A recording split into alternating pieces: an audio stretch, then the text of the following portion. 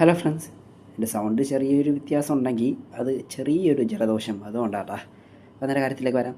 തുമ്പാദ് 2018 release ചെയ്ത ഒരു Hindi horror മൂവിയായിരുന്നു തുമ്പാദ്.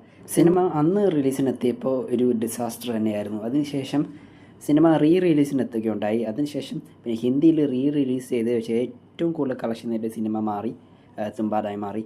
ഇപ്പോൾ ഇത് സിനിമയുടെ രണ്ടാം ഭാഗത്തിൻ്റെ വർക്ക് എല്ലാം തന്നെ സ്റ്റാർട്ട് ചെയ്തിട്ടുണ്ട്, ഷൂട്ടിംഗ് തുടങ്ങിയിട്ടുണ്ട്.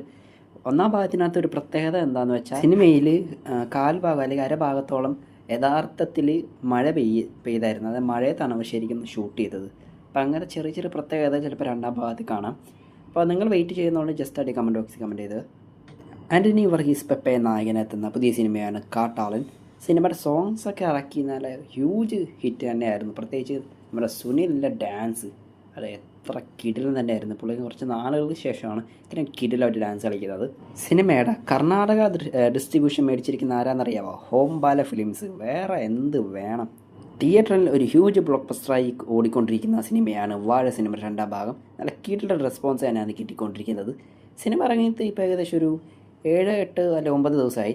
9 ദിവസം കൊണ്ട് സിനിമ 100 കോടിക്ക് മേലെ സിനിമ കളക്ട് ചെയ്തിട്ടുണ്ട്. 7 ദിവസം എന്ന് പറഞ്ഞാൽ വെറുതെയാണ്, ഒരു 7-8 ദിവസങ്ങളായിട്ടുണ്ടാകും. 100 എന്ന് പറഞ്ഞാൽ ജസ്റ്റ് പ്രൊമോഷൻ ഫിഗർ മാത്രമാണ്. എന്തായാലും സിനിമ വേൾഡ് വൈഡ് ആയിട്ട് 100 കോടി ക്ലബ്ബിൽ കയറിയിരിക്കുകയാണ്.